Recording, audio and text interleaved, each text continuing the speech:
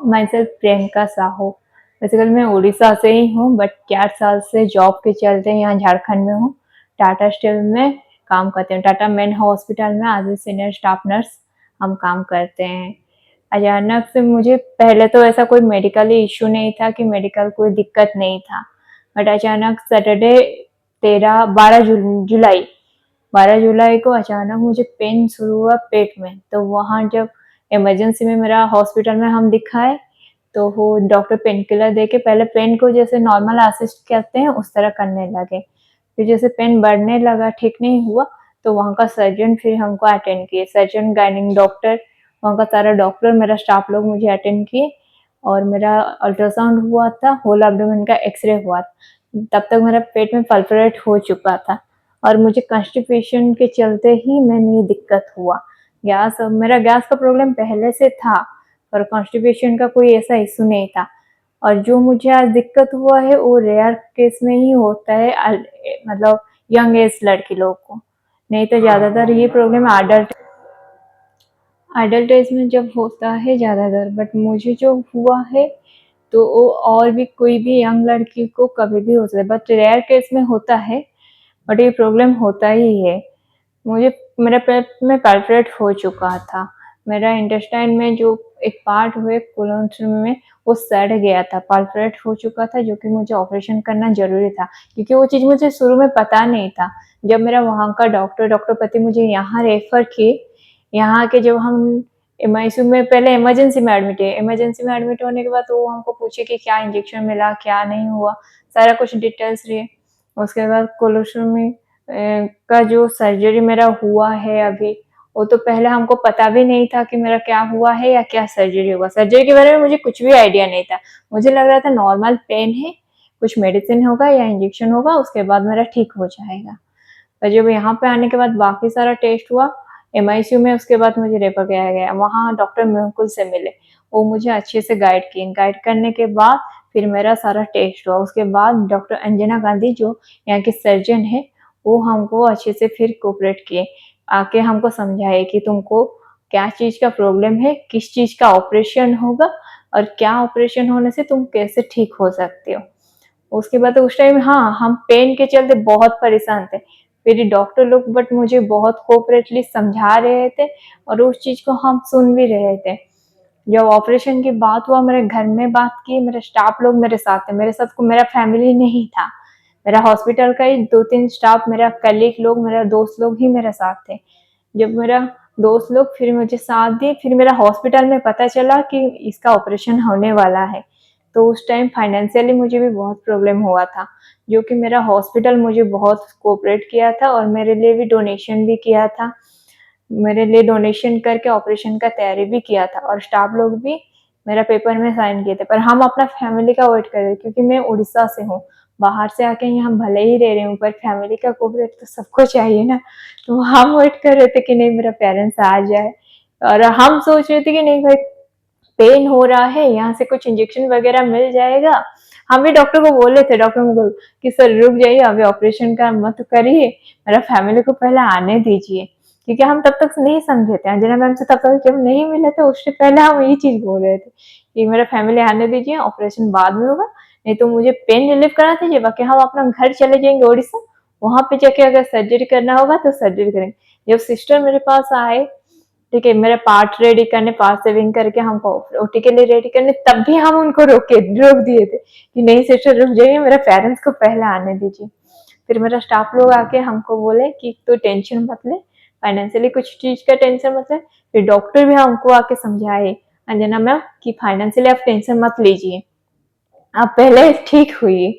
अब जब वो मैडम खुद भी जाने, हम एक नर्स से, नर्सिंग लाइन से बिलोंग करते हैं, ये प्रोफेशन के बारे में बहुत अच्छे से जान, फिर वो हमको डिजीज के बारे में समझाए। समझाने के बाद फिर हम समझे कि नहीं ये चीजें मेरा तो बहुत कॉम्प्लिकेटेड हो चुका है, हमको इमरजेंसी सर्जरी की जरूरत है। तो फिर हम मैडम को बोले, मैडम आप एक बार मेरे पेरेंट्स से बात कीजिए। जब मेरे घर वालों से बात की, मेरे घर वाले मेडिकल लाइन से नहीं है, तो पापा मम्मी पहले ही बात नहीं समझे थे, बट मेरा मामा से जब बात की, मेरा मामा खुद एक डॉक्टर है, तो वो चीज़ों को समझे थे। फिर मेरा फैमिली से बात की, तो उसके बाद फिर मेरे मम्मी पापा मेरे से बात किए, उसके बाद फिर बोले कि हाँ ऑपरेशन के लिए रेडी करिए। तो वहाँ जब बात हुआ फाइनेंशियल की, तो मैडम बोले कि मेरा पेशेंट अगर नहीं बचेगा तो हम पैसा लेके क्या करेंगे, तो मेरा पेशेंट को पहले बचना चाहिए, पहले हम ऑपरेशन कराएं।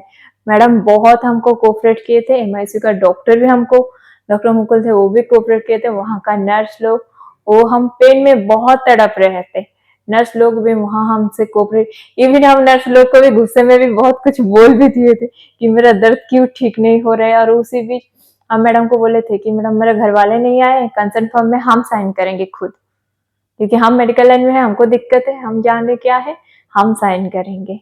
तो हम खुद वो कंसर्न फॉर्म में हम साइन करके ऑपरेशन के लिए खुद को मेंटली रेडी किए थे। हम जान रहे हो मतलब मूवमेंट मेरे लिए बहुत मुश्किल था, खुद को मेंटली प्रिपेयर करना। आज तक ऐसा नहीं हुआ कि कोई पेशेंट खुद अपना कंसर्न फॉर्म में साइन कर रहा होगा। मैडम बोले बहुत रेयर केस में होता है पेशेंट सारा कंसर्न फॉर्म में खुद साइन करे। उसके बाद मेरा फ्रेंड थी धरित्री, जनार्दन, ये सब लोग मेरे साथ, वो लोग भी मेरा कंसर्न फॉर्म में आके साइन किए, उन लोग को साइन लिया, मेरा फैमिली का फिर वॉइस रिकॉर्ड लिए मैडम। मतलब पैसा वहां तब तक कोई डिपॉजिट मेरा नहीं हुआ था, बट मैडम का कोऑपरेशन और सपोर्ट के चलते ना मेरा वहां पे सर्जरी स्टार्ट हुआ था। मैडम बहुत कोऑपरेट किए थे। और बहुत सारा हॉस्पिटल में होता है कि नहीं पहले पैसा डिपॉजिट करो उसके बाद ऑपरेशन करेंगे, चाहे पेशेंट कैसा भी रहे। बहुत सारा हॉस्पिटल छोड़ भी देता है बहुत कंडीशन में, बट यहाँ वैसा नहीं हुआ मेरे साथ। यहाँ मेरा प्रोफेशन को भी रेस्पेक्ट किया गया, मेरा प्रॉब्लम को भी यहाँ डॉक्टर समझे और मुझे सही टाइम में ट्रीटमेंट भी दिए, जो कि आई एम इम्प्रेस, हम सेटिस्फाई हैं ये चीजों से। और मैडम के साथ जितना बार भी मेरा कोऑर्डिनेशन हुआ, हम मैडम से हर प्रॉब्लम अपना शेयर किए हैं। ऑपरेशन के बाद 2 दिन के बाद जब एक दिन हमको लगता है मंडे शाम तक मेरा सेंस आया, बट पूरा सेंस मंगलवार तक आया। बट एनेस्थीसिया डॉक्टर जब हमसे मिले थे, वो भी शायद उस दिन कहीं जाने वाले थे या कुछ कहीं बिजी थे एनेस्थीसिया डॉक्टर, पर मैडम के बोलने के चलते वो भी मेरे लिए आए थे स्पेशली।